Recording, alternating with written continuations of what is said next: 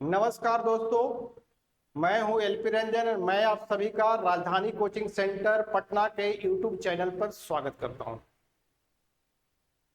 दोस्तों, आज हम लोग बिहार सिविल कोड क्लर्क के एग्जाम के बारे में संक्षिप्त में चर्चा करेंगे। जैसा कि ज्ञात होगा, बिहार सिविल कोड क्लर्क का नोटिफिकेशन 2022 में आया था। उसी समय में कोर्ट रीडर स्टेनोग्राफर का भी नोटिफिकेशन आया था। कोर्ट रीडर और स्टेनोग्राफर का एग्जाम हो चुका। अब क्लर्क की एग्जाम होने की बहुत ही जल्द में एग्जाम होने की संभावना है। जैसा कि बोर्ड पे मैं लिखा हूं कि क्लर्क का एग्जाम की संभावित तिथि जून अंतिम सप्ताह, अर्थात मान के चलिए कि अब हम लोग के पास 2 महीना से कम का ही समय है।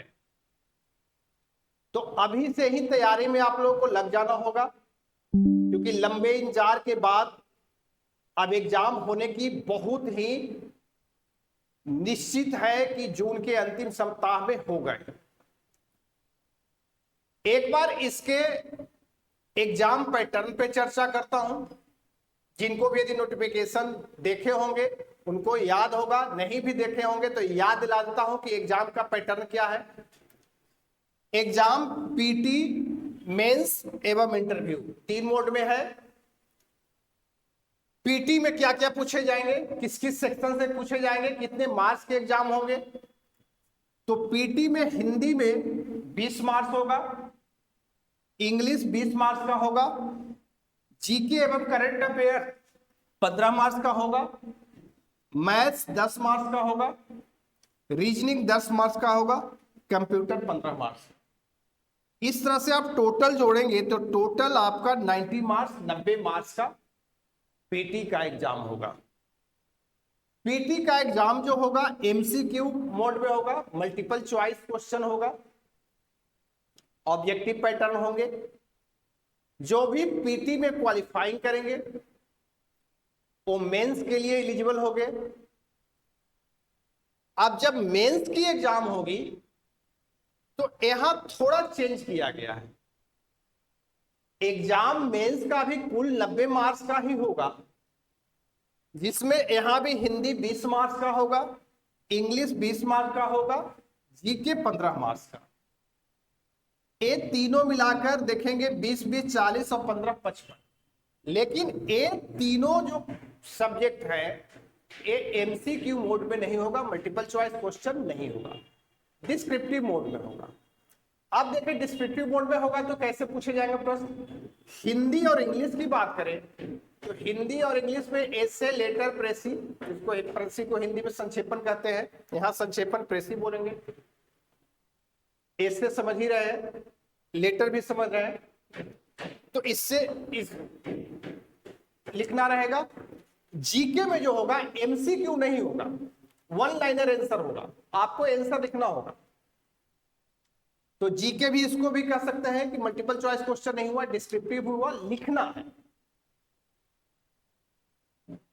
अब उसके अलावा math, reasoning, computer. Math 10 marks, reasoning 10 marks, computer 15 marks.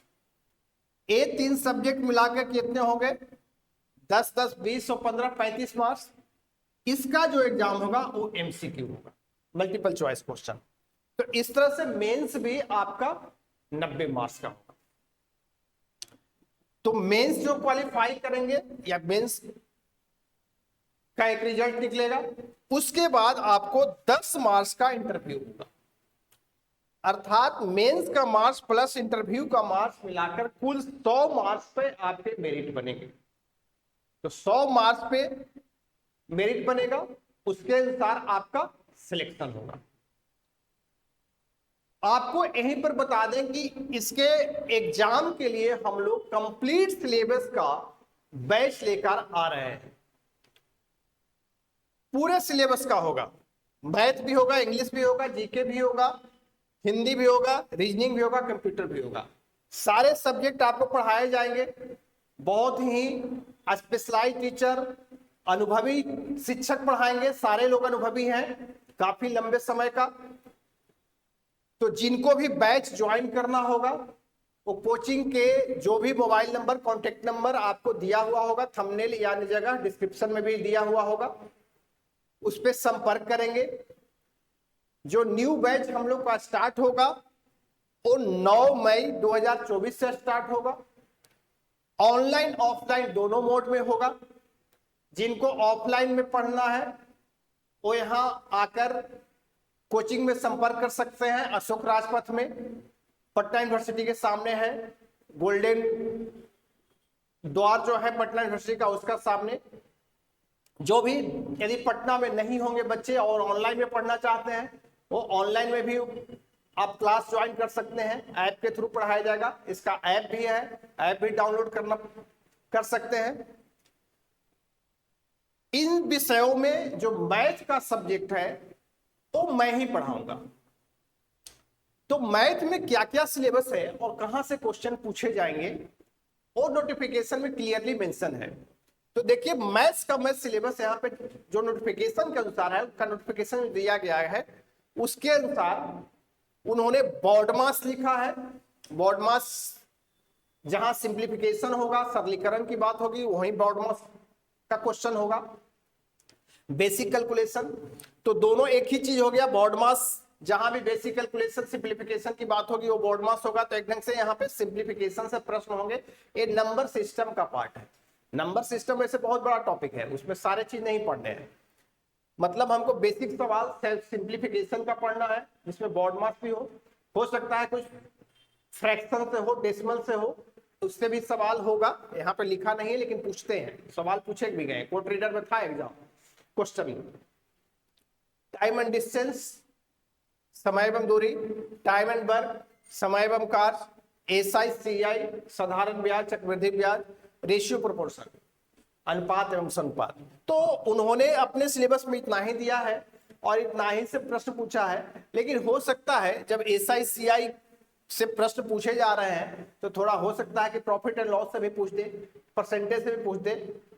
तो यहां पर मोटा मोटी मान के चले कि हम लोग अर्थमेटिक्स के, अंकगणित के लगभग सभी टॉपिक को हम लोग कवर करेंगे, क्योंकि छोड़ेंगे नहीं। इसके अलावा एक दो ही टॉपिक बचते हैं, percentage, profit and loss, discount, तो उसको भी हम लोग के लिए पढ़ा लेंगे, क्योंकि हो सकता है प्रश्न उससे भी पूछ दे।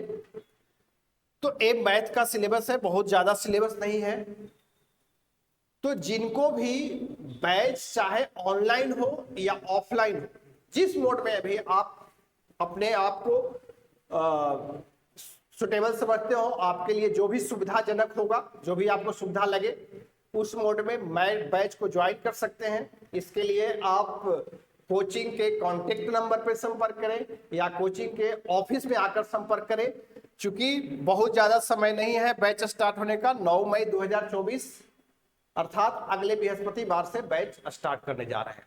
एग्जाम का संभावित तिथि जो जून अंतिम सप्ताह बोले तो समझ जाइए कि अभी से हम लोग को मैक्सिमम टाइम की बात है तो 2 महीना, मतलब 2 महीना से कम है। हालांकि 2 महीना से कम समय में 45 दिन में बहुत अच्छी तैयारी की जा सकती है यदि पूरे रणनीति के साथ करें। तो अब देर नहीं करेंगे, आपका इंतजार समाप्त हुआ लंबे समय का। चूंकि कोर्ट रीडर और स्टेनोग्राफ का एग्जाम हो चुका है, अब अभी क्लर्क का होने वाला है, इसके बाद प्यून का भी एग्जाम होगा, उसके बारे में आगे हम लोग चर्चा करेंगे। तो आज के लिए इतना ही, बहुत बहुत धन्यवाद।